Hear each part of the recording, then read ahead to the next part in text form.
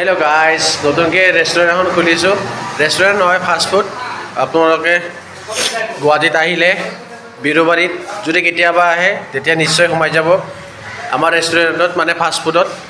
All everything পাই যাব, tension নল'ব, চব পাব আৰু যি লাগে আপোনাক কেৱল আহিলে হ'ল। গুৱাহাটী আহিলে বিৰুবাৰী আহি যাব, ৰেষ্টুৰেণ্টখনত এসাঁজ খাই যাব আৰু ৰেষ্টুৰেণ্টখন চাই লওক আপোনালোকে। মানে ৰেষ্টুৰেণ্ট ফাষ্ট ফুড টাইপ আৰু এইটো আপোনাৰ সন্মুখৰ ফ্ৰণ্ট পেজটো,